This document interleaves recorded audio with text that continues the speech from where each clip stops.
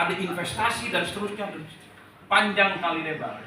Yang ingin saya katakan adalah apapun judulnya, mau kawasan ekonomi khusus, mau treatment khusus, ataupun perhatian khusus terkait dengan petani tembakau, itu nanti di ujung, Pak. Cita-cita terbesar kita cukup sederhana. Petani itu semangat tanam tembakau. Kalau mau jujur di Juban saya masih ya jadi petani berakung gitu. Mau bertani tembakau itu ya layak mau tua layak ya. Nggak semangat, Pak.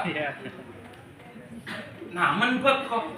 Tapi nggak ada jaminan, bukan soal jaminan harga, Pak Dewan. Tak ada jaminan ada yang beli. Bahkan saya bertahun-tahun ikut pandul-pandul itu, ngantri aja rokok ke gudang, dicuekin Pak kita, Pak. Aduh, tak kuat iman, rusuh saja. Rusuh. Ya dong. Tembakau itu kan berbiaya mahal. Tembakau itu bikin coba orang, acemur bos, nyiram. Coba Pak, boleh potong, ambung. Hasilnya nggak ada yang bisa menjamin itu dibeli. Sekalinya dibeli dengan harga yang murah. Aduh Pak, mau tak kuat iman. Masya Allah. Menikun benar ada telepon di Polres. Bisa terjadi sesuatu yang mungkin tidak kita inginkan. Itulah yang kemudian kita berharap ada perhatian khusus. Ternyata hasil diskusi kita dengan teman-teman di berbagai tempat, termasuk yang ada di Madura, ada satu persoalan yang selama ini belum tuntas. Apa? Yakinkan petani tembakau bahwa setiap mereka bertani itu, yakinkan satu hal bahwa pasti ada cahaya di ujung terowongan, Pak. Ini petroma, Pak.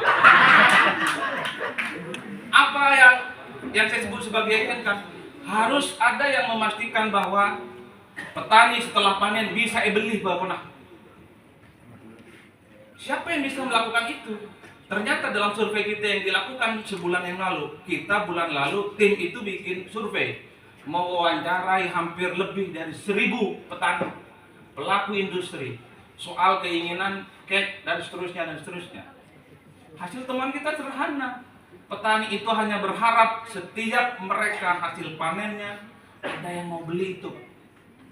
Dan menurut pengakuan mereka yang kita wawancara, mewakili 4 kabupaten ini, kurang lebih 1.000 orang, Pak Rektor, mereka cuma berharap satu, ada yang membeli hasil panen tembakau mereka. Itu yang pertama. Yang kedua keinginannya adalah tembakau mereka itu dihargai dengan batas-batas kemanusiaan, Pak. Benihnya mana nabar?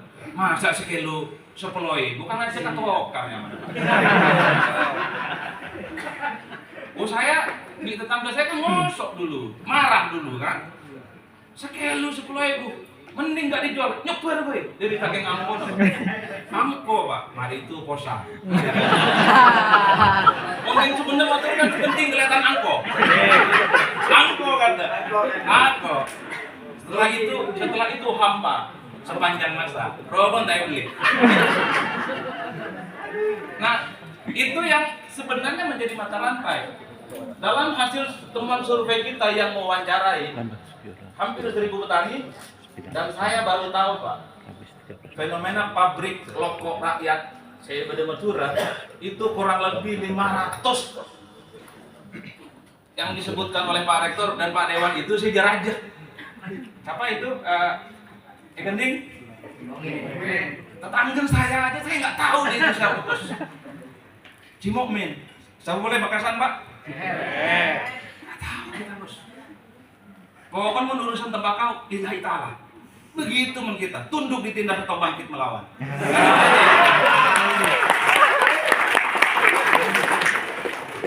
Cocok ya Pak jadi anggota dewan. Jadi hasil survei kita beberapa minggu yang lalu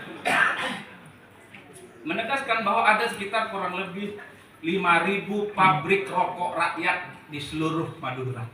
Yang disebutkan Pak Rektor, Pak Dewan dan mungkin Bea Cukai itu contoh sejarah aja Pak. Yang kecil-kecil home industry yang selama ini tidak terendus 5.000. Apa hubungannya antara petani tembakau dengan pabrik rokok ini? Dulu rata-rata hampir 45% yang pendapatannya dari musim tembakau itu cuman sebatas 2.500 Pak, atau 2.500.000. Jadi sebelum ada pabrik rokok yang banyak itu, terutama pabrik-pabrik rokok rakyat, rata-rata pendapatan masyarakat petani tembakau itu cuman sebesar 2.500.000. Yang mendapatkan keuntungan kurang lebih sekitar 6 sampai 7 juta dalam satu musim tembakau, jumlahnya itu 20%, dan itu nggak signifikan. Lalu siapakah mereka yang keuntungannya di atas 15 juta? Itu cuman 13%. Jadi kalau ditanya ke masyarakat yang kita wawancara kemarin, Bapak Ibu, dulu sebelum ada pabrik tembakau, terutama pabrik tembakau rakyat yang jumlahnya 500 itu, rata-rata mereka 80% kita simpulkan setiap musim tembakau untungnya pun 2 juta sampai 7 juta. Sementara yang punya keuntungan 7 juta ke atas itu kurang lebih sekitar 20%. Yang menarik adalah dalam temuan survei yang mungkin nanti ada tim yang diskusi di sini, entah itu tanggal 26 atau tanggal 27. Nanti minta data lengkapnya, Pak. Itu disebutkan pabrik-pabrik tembakau itu, rokok-rokok rakyat, mengubah siklus dan ekosistem ekonomi yang ada di Madura, termasuk di Sunda. Apa? Jadi kalau dulu yang 80% pendapatan per musim hasil dari tembakau itu hanya sebatas 2 juta sampai 7 juta, sekarang berubah, Pak. Berubah. Angkanya berkurang, bukan 80%, tapi hanya sebatas 50%, dan mereka sudah mulai naik kelas. Rata-rata keuntungan mereka per musim 7 juta, 8 juta, 10 juta, dan seterusnya, dan seterusnya. Jadi kalau ditanya apa manfaat dari pabrik-pabrik rokok rakyat yang kecil-kecil dan seterusnya itu contohnya, Pak. Biasa nonton 2 juta, naik bisa 2 juta, bisa 10 juta. But on the other hand, anak-anak Jakarta Selatan, sayangnya, Pak, problem terbesar adalah ketika pabrik-pabrik rokok rakyat itu dia membeli tembakau rakyat, kesulitan dia kecuali dan merokok. Maka muncul istilah ilegal, dan seterusnya. Nah, nanti kita berdalam di diskusi.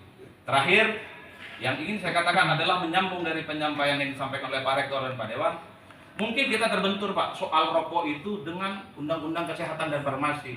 Mohon saya yang mencurah, urusan sakit di mate, urusan Allah Subhanahu wa Ta'ala.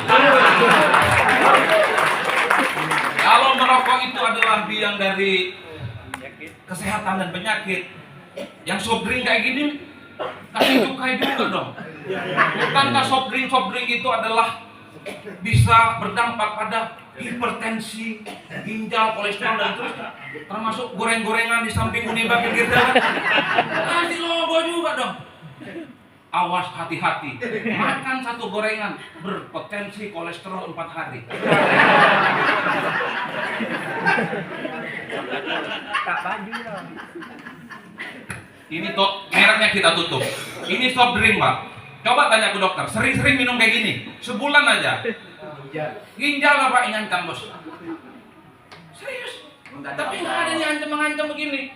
Giliran rokok kota, weh.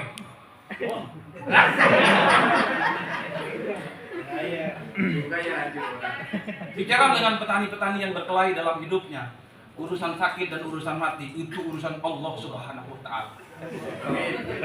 Yang benar dari Allah, yang salah dari setan. Saya tidak berbuat apa-apa. Mari diskusi. Assalamualaikum warahmatullahi wabarakatuh.